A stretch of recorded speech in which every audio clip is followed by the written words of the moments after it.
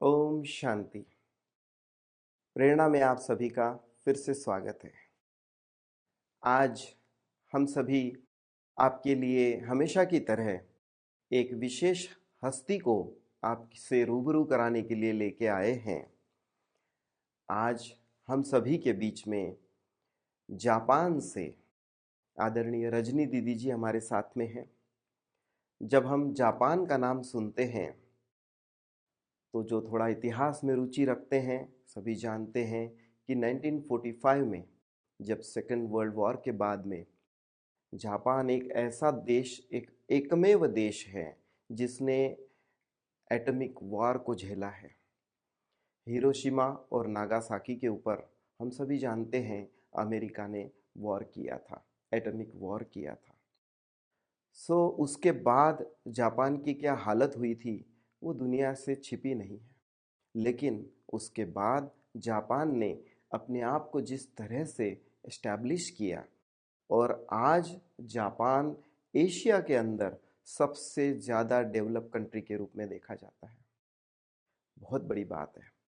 और जापान की इस तकनीकी क्रांति में,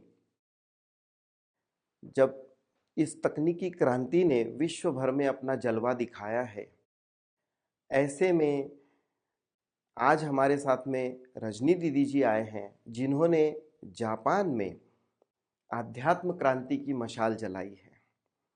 और इसीलिए आध्यात्मिक जगत के चश्मे से देखे तो जापान कैसा है और जापान में किस तरह से आध्यात्मिक सेवाओं का प्रचार और प्रसार हो रहा है। जो प्रजापिता ब्रह्मा कुमारी ईश्वरी विश्वविद्यालय के एक रिप्रेजेंटेटिव के रूप में आप वहाँ पर रहते हैं। जापान और फिलीपींस रीजन की सारी सेवाओं का आप पूरा विस्तार देखते हैं और सारे विश्व में अपनी सेवाओं के द्वारा आपने अनेक आत्माओं तक इस विद्यालय का संदेश पहुंचाया है, इस ईश्वरीय ज्ञान को पहुंचाया है। दीदी जी, आपका प्रेरणा में बहुत बहुत स्वागत है। ओम शांति रवि भाई, ओम थैंक शांति। यू। दीदी हम आपसे जानना चाहेंगे आपके बचपन के बारे में। आपका लौकिक जन्म कहाँ से कहाँ हुआ और आपका जो बचपन था वो कैसा रहा, आपका परिवार, थोड़ा आपके बचपन के बारे में आप बताइए। ठीक है, मैं दिल्ली से हूँ। दिल्ली में ही मेरी पैदाइश हुई है और दिल्ली में जब मैं बड़ी हो रही थी तो मैं देखती थी अपने लौकिक घर में कि जो हमारे मदर हैं, जो हमारे फादर हैं, वो लोग बहुत धार्मिक थे और रोज़ अपना कृष्ण के पूजा करते थे, भक्ति करते थे। तो उस पे मेरा भी इंटरेस्ट था क्योंकि बच्चे देखते हैं तो बैठते हैं, संध्या होती थी, शाम को भजन होते थे, हम सब मिल करके गाते थे। इस प्रकार से हमारा बचपन शुरू हुआ। लेकिन एक बात है कि हमारी माताजी के एक गुरु थे, तो फीमेल गुरु थे, लेडी गुरु थी। तो जब मैं पैदा हुई तो उसने मेरा चेहरा देखा और उसने माथा देख करके कहा कि ये एक भगवान की बच्ची है, ये आगे चलकर भगवान का संदेश सबको देगी। तो हमारी माताजी तो बहुत खुश हो गए क्योंकि हमारा बचपन जो है, हमारे दो भाई हमारे से बड़े पैदा हुए थे, फिर हमारे फादर की कोई बहन नहीं थी। तो जब मैं भी पैदा हुई तो बहुत भाग्यवान समझा और बहुत लड्डू बांटे, बहुत खुशियाँ मनाई कि हमारे घर में हाँ एक लक्ष्मी आई है, एक देवी आई है। मतलब इतनी अच्छी भावना से मेरे को उन्होंने स्वीकार किया। बहुत अच्छा। दीदी जी, आप इस ईश्वरीय ज्ञान से कैसे जुड़े? आप अपनी शुरुआती अनुभव और शुरुआत की कुछ बातें ज़रूर हमारे दर्शकों को बताइए। हाँ जी रवि भाई, ऐसा था कि जब मैं बहुत छोटी थी तो हमारी मदर भजन तो गाती थी, कृष्ण की पुजारी थी, मंदिर जाती थी, बहुत अच्छा गाती भी थी, लेकिन घर आके गुस्सा करती थी। तो हम 5 भाई बहन थे, तनाव था उसके ऊपर। तो हमारी आंटी मासी जी ने कहा कि आप मेडिटेशन सीखो और बच्चों को ठीक हैंडल करना सीखो। अच्छा, वो पहले से ज्ञान में थी। हाँ, वो पहले से ज्ञान में थी, तो हमारे मदर ने कहा नहीं टाइम नहीं है। कहा नहीं, निकालो टाइम। तो हमने देखा कि वो मेडिटेशन सीखने जाती थी, तो उसके जीवन में मैंने परिवर्तन देखा, ऐसे बच्चे के रूप में। मारती नहीं है, बहुत शांत हो गई, उसकी वृत्ति बहुत शांत है। तो मैंने पूछ लिया, आप कहाँ जाते हो, अभी आप नहीं तंग करते हो हमको, क्योंकि हम 5 भाई बहन थे, बहुत काम तो था ही। तो उसने कहा कि मैं अभी मेडिटेशन सीखती हूँ, इसलिए मेरे अंदर शांति आई है। तो मैंने कहा बच्चे भी सीख सकते हैं क्या? कहा हाँ, बच्चे सीख सकते हैं। तो फिर हम स्कूल के बाद सीधा हम सेंटर पर जाते थे। छोटी उम्र में ही कोर्स करने जाते थे, 7 डेज कोर्स। एक्चुअली सुदेश दीदी हमारी टीचर है। वाह, जर्मनी वाले सुदेश हाँ, दीदी। जर्मनी वाले सुदेश दीदी। जी। उन्होंने हमारे लौकिक परिवार को सभी को ज्ञान में आगे बढ़ाया और हमको भी शिक्षा दी। वाह, बहुत सुंदर। हाँ, मतलब मदर का परिवर्तन देख के ही मैं आई ज्ञान में। आपकी इंस्पिरेशन शुरुआत में आपके मम्मी हाँ जी रहे हैं। हाँ। जी। वो है अभी भी? नहीं, वो नहीं है, लेकिन वो ज्ञान में थे और गीता पाठशाला चलाते थे। जी। बहुत सुंदर।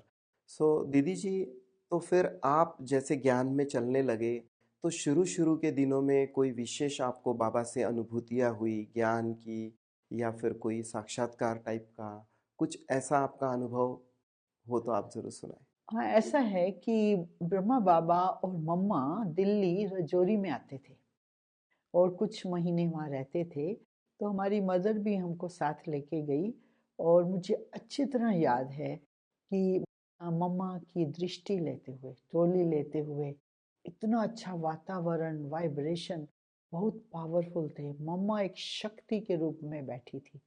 तो जब मैंने दृष्टि ली तो मेरे अंदर एकदम शक्ति आ गई कि ये अलौकिक शक्ति है, ये कोई ऑर्डिनरी वाइब्रेशन नहीं है। वो दृष्टि से हमारे अंदर वो प्रकंपन जागृत हुए और मुझे बहुत प्रेरणा मिली मम्मा से कि मुझे भी ऐसा बनना है। और दूसरा ब्रह्मा बाबा भी आते थे ना, वहाँ पर रहते थे। तो ब्रह्मा बाबा को भी मैं एक बार मिली, तो बाबा ने भी वरदान दिया कि बच्ची विश्व सेवा करेगी। तो बाबा कैसे त्रिकालदर्शी होकर के अपने बच्चों का आगे का फ्यूचर भी देख लेते थे। तो ये मेरे को बाबा ने वरदान दिया था। सचमुच बहुत बहुत भाग्य की बात है दीदी। जिस तरह से आप सुना रहे थे कि आप सेंटर पर पहुँचे, मम्मा बैठी हुई थी, शक्तिशाली वातावरण, और जब कि आप छोटे थे, बचपन की वो बात, सचमुच बहुत बड़ा भाग्य है। हमारी यज्ञ माता जगदम्बा सरस्वती से मिलना, उनसे दृष्टि लेना कम भाग्य की बात नहीं। आपकी बात सुनते सुनते हमें भी वो वाइब्रेशंस पहुंच रहे हैं। जी। तो दीदी जी, आगे चल करके फिर जैसे आपका पहली बार मधुबन आना हुआ, आप जब मधुबन आए तो कैसे मधुबन आना हुआ, और फिर मधुबन आने के बाद ऑब्वियसली बाबा से मिलते हैं, तो शुरू शुरू का कोई बाबा से मिलने का अनुभव, बाबा के विशेष वरदान आपको मिले हुए, यहाँ के कुछ अनुभव आप सुनाइए। हाँ, ऐसा है कि हम लोग छोटे थे, पढ़ाई पढ़ते थे, तो हम एक ग्रुप के साथ मधुबन आए थे।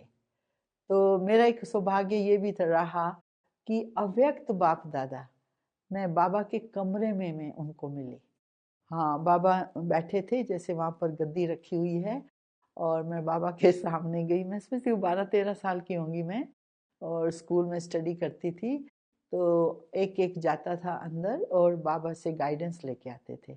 तो बाबा ने मेरे से पूछा कि आप क्या करती हो और आपका पढ़ाई के बाद क्या एम है लाइफ का, आप बाबा की सेवा करेंगे, ब्रह्मा कुमारी बनेंगे, बहुत अच्छा है। बाबा ने एकदम जैसे प्रेरणा दी और आगे बढ़ाने के लिए उत्साह, उमंग, एक लक्ष्य क्लियर किया। मुझे वो भी दिन याद है कैसे बाबा जैसे नहीं आराम से बैठ करके एक एक बच्चे को त्रिकालदर्शी की तरह गाइड करते थे। ये मेरे को बहुत अच्छा लगा था। कुछ बाबा के महावाक्य, जैसे आप कह रहे कि बाबा ने आपको गाइड किया, आपका हाँ फ्यूचर क्लियर किया, तो क्या किन शब्दों में बाबा ने इंस्पायर किया? हाँ, बाबा ने ये कहा कि देखो, जीवन का एम रखना कि सेवा करनी है, सेंटर में रहना है, पवित्र जीवन जीना है, क्योंकि ये ऐसा समय आ चुका है, पवित्रता बहुत बहुत जरूरी है। तो बाबा ने ये प्रेरणा दी और लक्ष्य भी दिया और सेवा के लिए एक उत्साह भी भरा, क्योंकि हम तो छोटे थे, हमको क्या मालूम क्या है, लेकिन बाप दादा देख सकते थे ना फ्यूचर, तो वो बताया बाबा ने। सचमुच वो माहौल अगर हम लोग भी विजुअलाइज करें तो कितनी भाग्य की बात है। स्वयं बाप दादा गद्दी पर बाबा के कमरे में बैठे हैं और वो इस तरह से इंस्पायर और कर रहे हैं। एक एक जाता था अंदर, जी जी जी जी, और हम बाकी लोग हाँ। थोड़े 28 लोग थे, जी 28 लोग थे। जी, फिर एक एक पार्टी एक जाता 28 था। लोगों की पार्टी केवल। हाँ, और एक हाँ एक जाता था, बैठता था। कैसे बाबा, मतलब मैं देखती हूँ कि बाबा जो है कैसे आत्माओं को रहम दिल बन करके अंदर जो उनके आगे बढ़ाने का वो ताकत बाबा भरते थे। जी, बड़ी मेहनत की है बाबा ने भी। बिल्कुल बिल्कुल, हर आत्मा पे, एक एक आत्मा पे बाबा ने मेहनत की है। मेहनत से तो भगवान भी नहीं छूटे। रही शुरुआत की बात, जी जब आप आए पहली पहली बार, जिस तरह से बाबा ने आपको तैयार किया, लेकिन आगे चल के जैसे आप सेवा में आगे बढ़े, जिस शुरुआत में ही आप सेवा में आगे बढ़ गए, बहुत समय नहीं लगा, पढ़ाई पूरी हुई और उसके बाद आप सेवा में लग गए। तो कुछ बाबा ने, अव्यक्त बाबा ने विशेष आपको वरदानों से आगे बढ़ाया हो, विशेष वरदान दिए हो, सेवाओं के लिए प्रेरित किया हो? मुझे याद है कि मेरे को ना दादी ने जापान भेजा, उसके पहले न्यूयॉर्क थी, लंदन थी, तो ट्रेनिंग ली। फिर बाबा दादी ने कहा जापान ट्रेनिंग जाना। कहाँ हुई आपकी, मेरी मधुबन में? ट्रेनिंग पांडव भवन में हुई, दिल्ली में। वाह। हाँ, आशा दीदी, ब्रिजमोहन भाई, जगदीश भाई, गुलजार दादी, सीतू दादी, ये सब दादियों ने हमारी ट्रेनिंग कराई। ट्रेनिंग माना बहुत सारी कन्याएं थी वहां पर या? ये पहली ट्रेनिंग थी सारी दिल्ली की, ओके। नो सारे इंडिया की। हम लोग 42 लोग थे। तो उस समय पांडव भवन इतना बड़ा था? हाँ, खरीदा ही था, अच्छा उसी समय खरीदा था। तो पहली ट्रेनिंग टीचर्स की थी। जी। ये कौन सा वर्ष था दीदी? ये होगा 1974, ओके। 75, ऐसे ही था लगभग, ऐसे ही था। तो पहली ट्रेनिंग हुई, कैसे स्टूडेंट बनाओ, कैसे नए स्टूडेंट बनाओ, कैसे सबका ध्यान रखना है, भाई साहब समझाते थे। जगदीश भाई। हम्म। और कौन कौन टीचर्स थे जो ट्रेनिंग देते थे उस समय की आशा दीदी, फैकल्टीज? ब्रिजमोहन भाई, जी। गुलजार दादी, वाह। सीतू दादी। अच्छा, हाँ, वो सारी दादियाँ उस समय आते थे, देते थे। बहुत अच्छी बात दीदी आपने बताई कि पांडव भवन में आपने ट्रेनिंग ली है, दिल्ली पांडव भवन में।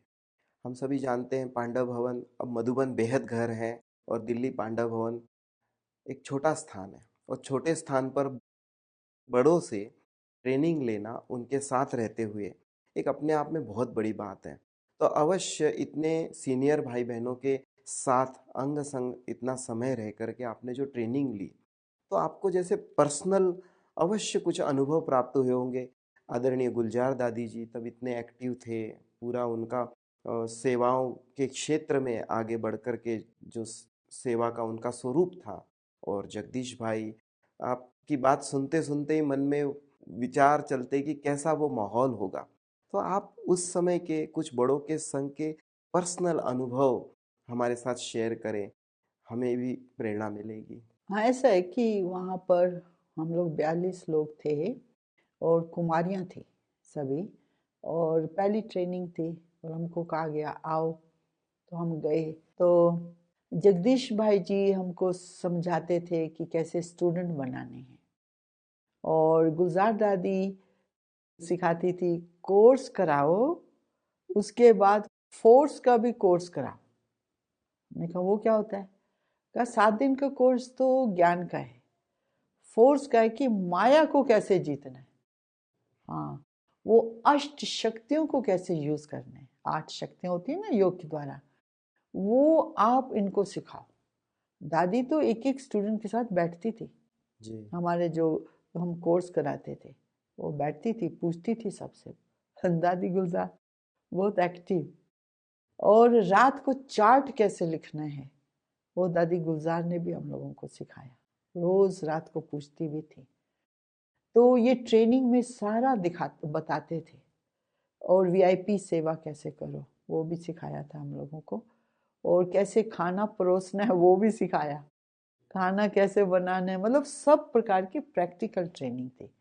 और जो हमारी दादियाँ थी ना, तो सीतू दादी, दादी गुजार, जिन्होंने बहुत पार भी किया है ना, शुरू शुरू में संस्था में कई बातें आई हैं, तो वो उन्होंने पार कैसे किया, हिम्मत से, दृढ़ता से, एक पवित्रता से, वो भी कहानियां हम लोगों को बहुत उत्साह भरती थी कि कैसे दादियों ने ये संस्था बनाई है बैठ के।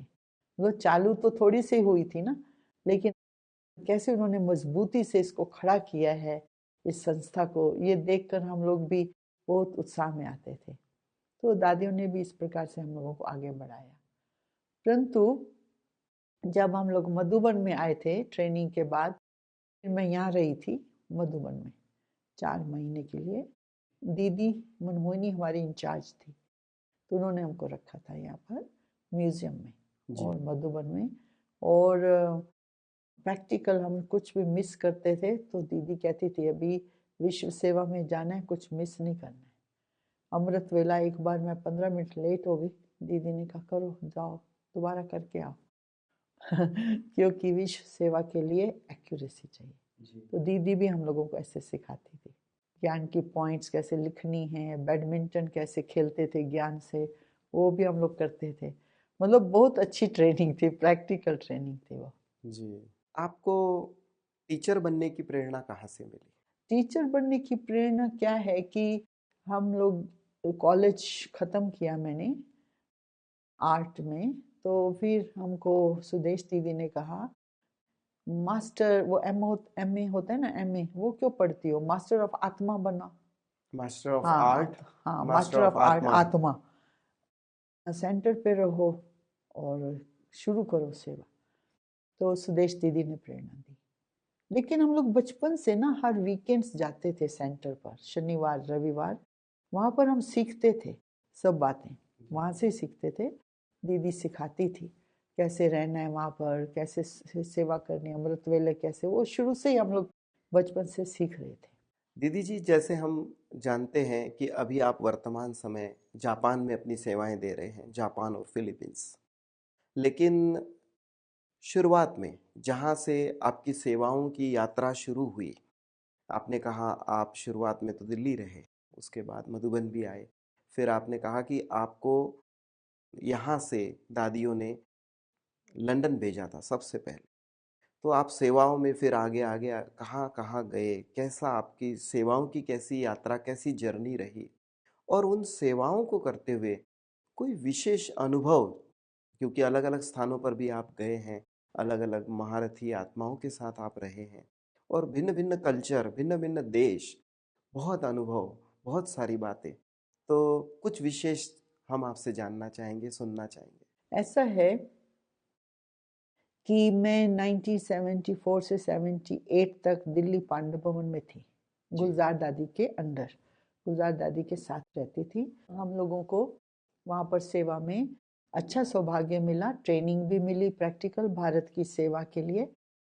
लेकिन फिर दादी जानकी ने कहा कि लंदन में एक टीचर की जरूरत है जो कोर्स कराए। तो मेरे को बोला दीदी मनमोहिनी आप जाओगी, मैंने कहा हाँ जी जाएंगे। तो फिर मैं लंदन गई थी, तो वहाँ पर मैं सुबह 8 बजे से शाम के 8 बजे तक कोर्स कराती थी, 8 घंटे जी। बैठ के। तो लगातार इतनी बैचेस आती थी उस हाँ समय? हाँ, इसलिए तो गई थी। जी। और बहुत सारे लोग आने शुरू हुए थे। ये प्रॉपर लंदन की बात है? हाँ लंदन की बात है। ओके। लंदन सेंटर, पहले पहले टेंसन रोड वाला, वहाँ पर कोर्स शुरू किया था। और मेरे को अच्छा सौभाग्य मिला दादी जानकी का, जयंती बहन का, सुदेश दीदी के साथ। फिर मैंने वहाँ इंग्लिश बोलना भी अच्छा सीख लिया लंदन में ही। जी। हाँ, हिंदी में ही कोर्स कराती थी, फिर इंग्लिश भी बोलना सीख लिया। और फिर जब दादी ने देखा कि अभी ये ट्रेंड हो गई है विदेश के लिए, और वहाँ पर पहले हमने बहुत कुछ देखा, दादी जान की खाना बनाते, दादी ने हमको खाना बनाना भी सिखाया। और दादी कहती थी तुम कोर्स कराओ, मैं किचन में बैठ कर के योग का फोर्स भरती हूँ। सच्ची मुच्ची वो फोर्स ऐसा था, प्रकम्पन दादी के योग के, सारे स्टूडेंट ब्राह्मण बन गए जो भी कोर्स करते थे उस समय। तो वो बहुत अच्छी बात है, दादी से हमने सीखा था शाम को हम लोग प्रश्न उत्तर करते थे दादी के साथ। क्या प्रश्न पूछते हैं वो लोग, क्या उत्तर दिया हम लोगों ने। तो दादी जान के हम लोगों को कैसे अनुभव कराना है वो भी सिखा। क्योंकि विदेश सेवा में पहले तो बहुत सिंपल छोटा सा स्थान, हम नीचे बैठते थे फर्श पर, स्टूडेंट आते थे पढ़ते थे, वहाँ से शुरू हुई है ना सेवा तो। जी और इतना तपस्या त्याग योग मैंने देखा है जबरदस्त। दादी ने हम लोगों को सिखाया और दादी भी करते थे और दादी ट्रैवल भी करते थे। तो मैंने वहाँ से काफ़ी कॉन्फिडेंस प्राप्त किया था लंदन में ही। जी फिर उसके बाद जो है हम लोग गए थे न्यूयॉर्क। न्यूयॉर्क में मोहिनी दीदी है ना, उनके साथ में रही थी। तो मोहिनी दीदी से भी हमने सीखा न्यूज़लेटर कैसे लिखना होता है, सेवा कैसे करनी होती है, एक एक घंटा योग में कैसे बैठना है, एकाग्र होके कैसे बैठना है, वो मैंने सारा मोहिनी दीदी से सीखा। जी तो वहाँ पर हम कर्म योगी बोत रहे थे न्यूयॉर्क में। तो इस प्रकार से फिर दादी ने देखा इसको और भी कॉन्फिडेंस हो गया तो न्यूजीलैंड भेज दिया। फिर न्यूजीलैंड में भी हमने सेवा की। फिर दादी ने देखा इसको तो और भी कॉन्फिडेंस है, फिर जापान में। तो दादी ने चैलेंज दिया, फिर मैंने कहा ठीक है हम जाते हैं। जी बहुत इंटरेस्टिंग बातें। पहले दिन जब मैं जापान गई टोक्यो कोई आया ही नहीं लेने के लिए, और मैं भाषा भी ना जानूं है। तो फिर कुछ समय के बाद एक कोई जापानीज था, उसने कहा वो आपका फ्रेंड है ना टोक्यो में, उसने वेलकम सर्विस अरेंज की है, मीन्स आपको हम बस में बिठा देंगे फिर वो आपको ले लेंगे। मैंने कहा ठीक है। लेकिन मैंने देखा है बाबा की मदद है, घबराते नहीं। जी भाषा भी नहीं आती थी उस समय, हमारा इस्टेब्लिशमेंट का टाइम था ना, स्थापना का, तो पैसे भी इतने नहीं होते थे। फिर भी बाबा के अंदर ही अंदर जैसे नहीं कॉन्फिडेंस की मदद मिलती थी राइट। कि बाबा हमको गाइड कर रहे हैं, हाँ ऐसे करना है, हाँ ऐसे करना है। तो इस प्रकार से हमने देखा बाबा की बहुत मदद मिली। बहुत सुंदर। सुनते सुनते ऐसे लगता है कि विदेश एक दूसरा देश, दूसरा कल्चर, भाषा। दूसरे लोग, दूसरा स्थान। और भारत में तो हम लोग एक पारिवारिक कल्चर है हमारा, सबके साथ रहते हैं और एक सिक्योर वातावरण में रहते हैं। कहीं बाहर अकेले इस तरह से अपने आप को देखना हाँ थोड़ा सा शायद मन में डर भी पैदा करे।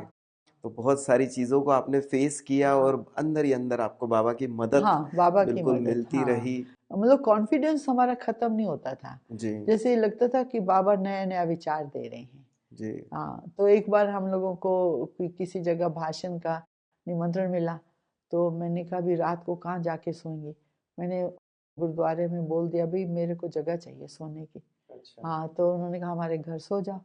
तो हम सो गए। अभी है ना 2 दिन के बाद फिर हमने कहा भाई हम वो 7 दिन का कोर्स भी करा सकते हैं, हम खाना भी बना सकते हैं सबके लिए। तो इस प्रकार से शुरू ये किए कहाँ की बात बता रहे हैं आप? जापान की। अच्छा, जापान में हाँ गुरुद्वारे में। हाँ, गुरुद्वारे में शुरू कर दिया। फिर हमने कहा 7 दिन का कोर्स भी करा सकते हैं। वो एक्चुअली क्या थे, कुछ सिंधी परिवार थे जो ब्रह्मा बाबा को जानते थे। ओके। हाँ, और एक भाई थे जो ब्रह्मा बाबा को अच्छी तरह जानते थे ना, दादा राम या क्या नाम था उनका मैं भूल गई। तो उन्होंने कहा बाबा के साथ हमने पानी पूरी खाई हुई है, अच्छा इतना प्यार दिया बाबा ने। वो प्यार वाला बीज वो हम लोगों को मदद करने में जी, इतना अच्छा लगा जापान में कि कोई जानता था बाबा को। उनको वो भी प्यार, जैसे लगा हो कि कोई अपना अपना ही हाँ आ गया आ है। गया है, हाँ। राइट। तो उन्होंने कहा हमारा तो घर खाली है, आप कोर्स कराओ, खाना बनाओ, खिलाओ, सत्संग करो, खूब सेवा करो। हमने कहा ये तो अच्छा हो गया। वहां से फिर हमने ब्राह्मण बनाने शुरू कर दी। फिर बाबा का परिवार बन गया, फिर अपना सेंटर। हाँ, इस प्रकार से। बहुत सुंदर। दीदी, ये तो हुई क्योंकि हम कहीं भी विदेशों में जाते हैं तो कुछ ना कुछ हमें इंडियन कम्युनिटी के लोग तो मिल ही जाते हैं। और क्योंकि हम इंडिया से बिलोंग भारत से बिलोंग करते हैं तो उनसे हम्म टच होना या उनसे अप्रोच करना काफ़ी सहज हो जाता है। परंतु जो जापान के मूल निवासी, क्योंकि हम जानते हैं जापान में बाहर से आकर के बसे हुए लोग केवल 2% है। हम्म 98% जापानीज ही वहाँ रहते हैं। तो जापानीज लोगों की भी आपने सेवा की होगी, तो उसकी क्या विधि रही? कुछ नई विधियां आपने इन्वेंट की हो या कोई ऐसी सेवाओं की युक्तियां, कुछ आप वो अनुभव हमारे साथ बांटिए। हाँ, जापान में बुद्धिस्ट लोग हैं, भगवान को तो मानते नहीं हैं। तो इसलिए उसको उनको समझना जरूरी है। लेकिन तनाव तो सबके जीवन में है, क्योंकि सुबह से लेकर शाम तक काम करते हैं ना लोग, जी। और सोमवार से शनिवार तक काम करते हैं। तनाव तो है लाइफ में, और पारिवारिक प्यार भी नहीं रहा आपस में। तो इसीलिए वो लोग योग सीखना चाहते हैं।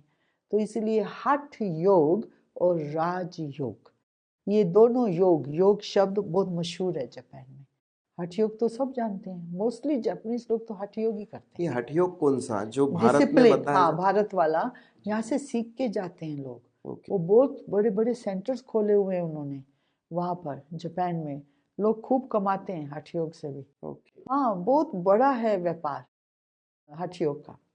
तो ये हम केवल स्ट्रेस से रिलीफ पाने हाँ, के और लिए। हेल्थ हाँ, एक्सरसाइज। क्योंकि हम जानते हैं जापान के लोग वर्क एफिशिएंट बहुत है। इतने मतलब वो फ्री नहीं रहना चाहते हैं, बहुत काम हाँ, करते हैं और करते ही रहना चाहते करते हैं। हैं। शायद इसीलिए जापान डेवलप कंट्री भी है, हाँ, परंतु फिर आपने बताया कि उनको स्ट्रेस भी बहुत हाँ, होता है। स्ट्रेस तो होगा ना, जी। इतना बिजी रहते हैं, तो अपने लिए टाइम तो नहीं मिलता। तो इसलिए ये थोड़ा मेडिटेशन सीखते हैं, शांति का अनुभव करते हैं। तो हम लोगों का कनेक्शन हठ योगों से हुआ, हठ योगियों से हुआ, जो वहाँ पर सिखाते थे गुरु लोग। उनको हम ले आए मधुबन में।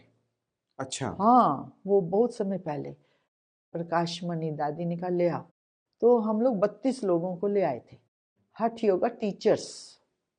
तो देखो, दादी को तो पता था, प्रकाश मणि दादी गई हुई थी ना जापान में 1954 में, तो उसको पता था दादी को कि कैसे इसकी सेवा करनी है। तो दादी ने कहा इनको खिलाओ पिलाओ, इनको पीस पार्क ले जाओ। दादी ने कहा मेडिटेशन, दृष्टि दी, राखी बांधी दीदी के कमरे में। मैं हैरान हो गई, दादी ने एक एक का हाथ पकड़ा, दृष्टि दी, वो प्यार का अनुभव करा दिया। उससे ही कितनों के परिवर्तन आ गया, वहां से ही कितने सेंटर खुल गए, वहां के ही लोग कितने इंस्ट्रूमेंट बन गए। ये चीज दिखाती है, जैसे आपने कहा कि दादी प्रकाश मणि जी, हाँ, दादी रतन मोहिनी हाँ, जी आनंद और किशोर आनंद दादा, किशोर दादा, हाँ, ये पहला डेलीगेशन जो साकार बाबा ने भेजा था। भेजा था जापान की हाँ, सेवाओं के लिए, पीस उसके कॉन्फ्रेंस के जी लिए। उसके फोटोज भी हम देखते हैं। हाँ, तो शायद उस सेवा के कारण वहाँ जो दादी जी 6-8 महीने रहे, हाँ, शायद 6 महीने तो रहे ही थे। हाँ, दादा आनंद किशोर हाँ, आ गए थे पर हाँ, दादी जी रहे थे। रहे। तो उन्होंने जो वहाँ सेवा की थी, तो उसका जो उनको सॉफ्ट कॉर्नर था, हाँ, उसके कारण जो आपने लाए हुए गेस्ट है हाँ, उनको दादी जी की एक्स्ट्रा पालना भी शायद नहीं, मिली दृष्टि, है। प्यार, उनको आत्मा का ताकत हमने देखा। वहां से ही इंस्ट्रूमेंट निकल पड़े, और उन्होंने अपने घरों में सेंटर बना दी, वाह, बहुत सुंदर। हिरोशिमा के पास फुकुयामा में। जब शुरू में दादी जी गए थे, पहला डेलीगेशन गया था, शायद उन्होंने भी वहाँ कुछ सेवाओं का ऐसा स्वरूप सुनाया था कि कुछ पोस्टर्स किसी को निमित्त बनाए बना थे, के बनाए हाँ, थे, शायद झाड़ के चित्र झाड़ हैं। के चित्र। क्या था वो इंसिडेंस? वो दादी ने हम लोगों को बताया था। दादी जी आए थे ना जापान में, टोक्यो में, तो दादी ने कहा कि हम लोग 2.5 किलोमीटर पैदल चलते थे, और एक एक दुकान पे जाते थे, सेवा करते थे, पैम्फलेट देते थे ना। तो फिर एक दुकानदार ने कहा आप क्या सेवा हम दे सकते हैं। तो दादी की बुद्धि तो बड़ी विशाल थी, दूरदर्शी थी। तो दादी ने कहा ठीक है, आप इतने 1000 हमको पोस्टर बना के दे दो कल्प वृक्ष के। अब देखो, उस समय ब्रह्मा बाबा के टाइम 300 ब्राह्मण्स थे, 12 सेंटर थे, लेकिन दादी की बुद्धि आगे का सोच रही थी, दूरदर्शिता के कारण जी। हजारों में बनवा के कल्प वृक्ष दादी सोचा और बनवा के ले आई। तो अच्छा, बाबा इंडिया तो में बहुत लेके आ गए। खुश थे कि ये बच्ची दूरदर्शी है। कई बार होता है ना, मेरा सेंटर बस 300 लोग, अच्छा 300 बना दो। दादी ने आगे का सोचा। हाँ, मतलब उन पोस्टर से वहां भी सेवा की और हाँ, दादी जी बचे हुए पोस्टर यहाँ भारत यहाँ भी विश्व लेके आ गए। विश्व की सेवा की। जी। दीदी जी, बहुत सुंदर सुंदर सेवाओं की बातें आपने हमारे साथ साझा की। काफी बेहद एक विशाल अनुभव आपका रहा। हमने तो सार में ही सुना। दीदी जी, जब हम सेवा के क्षेत्र में आते हैं, तो जैसे आपने भी पहले कुछ बातों में बताया कि विघ्न आते हैं, कुछ बातें ऐसी आती हैं जिनको ओवरकम करना पड़ता है। तो कोई ऐसा अनुभव जो कोई विघ्न के रूप में, कोई बाधा के रूप में एक सेवा में बाधा जैसी आई हो, और उसको किस तरह से फिर आपने ओवरकम किया, बाबा की मदद किस तरह से मिली, वो कोई अनुभव हो तो ज़रूर सुनाएं। मेरे को याद है 1995 जब जापान में ना अर्थक्वेक आया था कोबे में। तो कैसे बाबा ने हमारी रक्षा की, प्रोटेक्ट किया। तो सुबह का टाइम था 5:45। तो हम लोग सब तैयार होके चले गए क्लासरूम में। अकेली थी उस दिन, क्योंकि मेरे साथ जो बहन थी वो मधुबन में थी। तो उस समय अर्थक्वेक बहुत बड़ा आया था, 7.5 था। तो मैं बैठी थी मेडिटेशन में, ऐसा लगा जैसे झूला झूल रहे हैं। और मेरे साथ एक हीटर रखा था, वो तो ऊपर चढ़ गया, उस छत पे लगा जाके, फिर नीचे आया। तो अर्थक्वेक था। फिर मैंने रियलाइज़ किया और बाबा को बोला, मैंने कहा तो बहुत बड़ा अर्थक्वेक है और शॉक्स भी आ रहे थे, आफ्टर शॉक्स कहते हैं ना इसको। तो फिर हम बाहर गए थोड़ा सा देखने के लिए। अंधेरा था, बिजली भी नहीं थी, पानी भी नहीं था, ख़त्म। फिर बाहर जाके देखा, सड़कें टूटी पड़ी हैं, गैस एक्सप्लोजन है और आग लगी हुई है, लोग सड़क पे खड़े हैं। और मैंने ये रियलाइज़ किया कि हम बाबा के बच्चे सुबह उठ जाते हैं ना, अमृत वेले के बाद तैयार हो जाते हैं। हम पूरा ड्रेसअप, और वो सभी अपना रात की ड्रेसेस में थे। और फिर मैं सारा देख के फिर वापस आई सेंटर पर। और फिर मैंने देखा हमारे सेंटर पे क्या क्या हुआ नहीं हुआ। फिर मैंने बाबा को याद करके बोला, बाबा अभी मुझे क्या करना है। तो फिर मेरे को जैसे बाबा ने क्लियर किया कि कई बच्चे जा रहे हैं एक जगह, वहाँ तुम भी जाओ। तो एक भाई को प्रेरणा दी। तो वो एक भाई आया, कहते सिस्टर आप चलो मेरे साथ, मेरे को ऐसे प्रेरणा आ रही है, आपको भी साथ ले जाएंगे, इंडियन कम्युनिटी सब जा रहे हैं, आप चलो। मैंने तो बाबा को कहा था ना, तो इसलिए बाबा ने उसको टच कर दिया। तो हम लोग गए, तो ये कितने 70-75 लोग होंगे इंडियंस। तो इन्होंने कहा अभी ना आप हमको मेडिटेशन सिखाओ, योग सिखाओ। मैंने कहा मैं तो 16 साल से कह रही थी आपको योग सीख लो, आपने क्यों नहीं सीखा।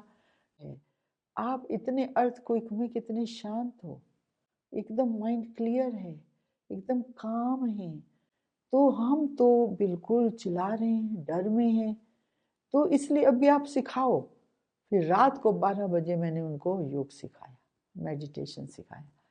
तो पहले मैंने उनको बोला चलो आप साईं बाबा में को मानते हो, गुरु पुराण को मानते हो, जिनको मानते हो आप वो अभी अनुभव इमर्ज करो।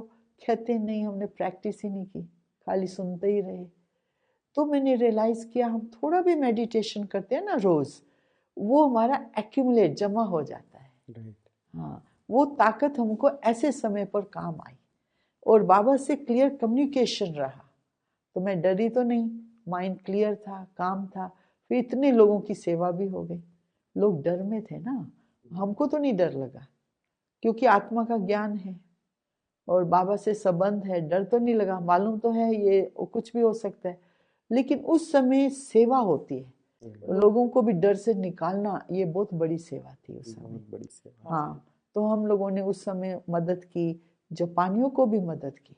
जापानीज लोग भी इतने डर में थे, हम लोग वर्कशॉप कराते थे, डर से कैसे फारिग हो, मेडिटेशन कैसे करना है। प्रैक्टिकल लोग हैं ना जापान के लोग भी। तो जापान में भी ये जो सेवा है, अर्थक्वेक तो आते रहते हैं वहाँ पर। एक दिन हम लोग बैठे थे, खाना खा रहे थे, अर्थक्वेक आ गया।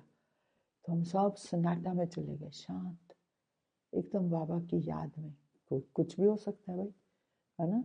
तो कभी भी अर्थक्वेक आता है, वहाँ तो आता ही रहता है। तो इसलिए डरना नहीं, कंफ्यूज नहीं होना है, बाबा की याद में एकदम शांत रहना है। और वहाँ पर ना एक ट्रेनिंग दी जाती है कि आप अर्थक्वेक टाइम क्या करो। तो वो सारी तैयारी होती है, सूटकेस तैयार होता है, उसमें बैंडेज होते हैं, पानी होता है, बिस्किट होता है, जो भी सामान रखना होता है ना ऐसे समय के लिए, आई वेला के लिए, वो एक तैयारी करनी पड़ती है। वो जरूरी है वहाँ पर करना, कंपलसरी हो गया। कंपलसरी है, हाँ, ट्रेन करते हैं। तो इसलिए वो भी मदद मिल जाती है। और मन में सिक्योरिटी रहती है, बाबा से संबंध है, बाबा को याद करते हैं, तो वो जो सुरक्षा की फीलिंग्स अंदर होती हैं, वो मैंने महसूस किया था। दीदी जी, जब से आप बाबा के बने हैं और ईश्वरीय सेवाओं के अर्थ आप भारत, उसके बाद विदेश, और अब तक भी सेवाओं पर ही है, तो ज़रूर है कि जब हम इतनी सारी सेवाओं में विश्व सेवा के लिए आगे बढ़ते रहते हैं, तो हमारे पास कुछ अपनी शक्तियों का संबल चाहिए होता है।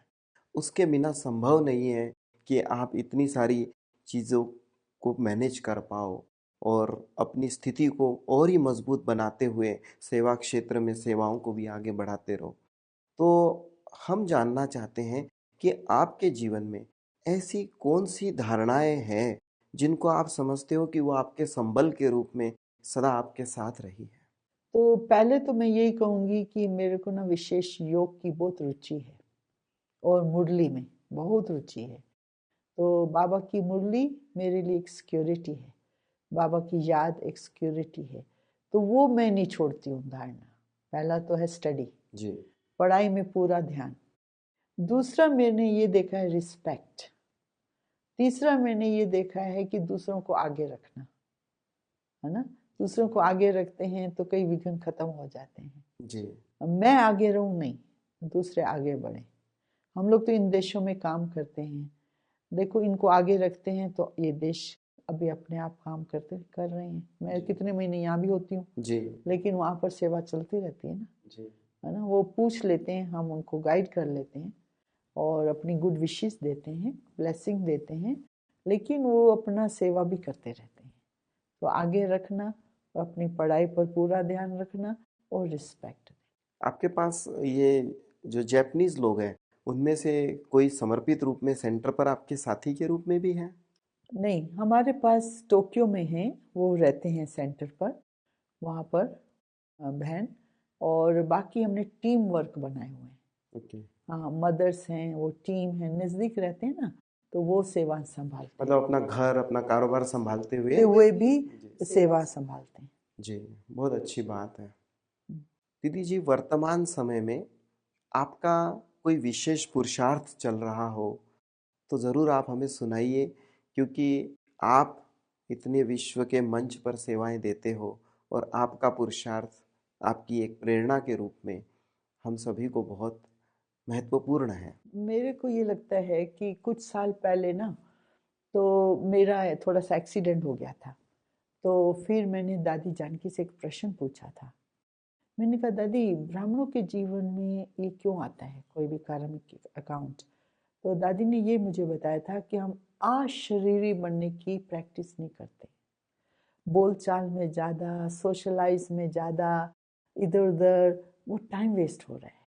विदेही अवस्था का अनुभव करो, अशरीरी बनने का। ये इसमें हम थोड़ा सा अलबेले हैं। दादी ने ये हमको समझाया था।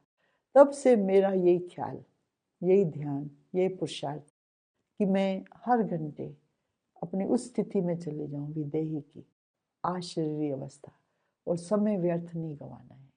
ये मेरा विशेष है। बहुत बहुत विशेष बात है ये कि अपना समय व्यर्थ नहीं गंवाना चाहिए और जितना समय मिलता है अंतर्मुखी होकर के अपनी स्थिति को मजबूत बनाते जाए। जो आपने पहले बात सुनाई थी कि योग की शक्ति ही काम आती है हमारे, वो हमारा बल होता है, आंतरिक बल होता है। बहुत सुंदर बात है दीदी। तो अभी आपने थोड़ी देर पहले हमने चर्चा की कि वहाँ अर्थक्वेक एक बारी आया था, 95 की बात आपने सुनाई थी। उसी से याद आ रहा है कि अभी हम जानते हैं विश्व के अंदर परिस्थितियाँ कैसे बिगड़ती जा रही है और बद से बदत्तर होती जा रही है। तो हम सभी ब्राह्मणों के लिए एक अंतिम समय, जिसको हम कहते हैं, सब जानते हैं अंतिम समय क्या होता है, तो अंतिम समय की सूक्ष्म तैयारियां क्या हमने करनी चाहिए? देखो, समय अंतिम चल रहा है, मतलब अचानक कुछ भी हो सकता है, इसको अंतिम समय कहते हैं। परंतु हमारा जो अंदर का पुरुषार्थ है, वो क्या चलना चाहिए कि हमारा मन में कोई बंधन ना हो। बाहर से हम फ्री हैं, लेकिन मन का बंधन, सुस्ती का बंधन, अलबेलेपन का बंधन, कोई ना कोई कर्म बंधन, इससे हमको छूटना है। तो इसलिए बार बार, जैसे हमको दादी गुलजार कहते थे, उन्होंने ना भट्टी के टाइम कराची में ये अनुभव करते थे, मैं आत्मा इस शरीर से अलग हूँ, बोल रही हूँ, चल रही हूँ, देख रही हूँ, महसूस हो कि मैं आत्मा मालिक हूँ इन कर्म इंद्रियों की। तो यही मेरी संदेश है कि हम अपने मन के बंधन को तोड़ के हम फ्रीडम में रहें और एक बाबा की याद और मैं आत्मा इन कर्म इंद्रियों की मालिक हूँ। ये स्मृति में रह करके कर्म करें ताकि हम कोई भी बंधन में फंसे नहीं। आपके अमूल्य समय के लिए हम सभी दर्शकों की तरफ से आपका बहुत बहुत धन्यवाद करते हैं। बहुत बहुत थैंक्स। ओम शांति। ओम शांति। धन्यवाद आपको भी, आपने अपना समय दिया। ओम शांति।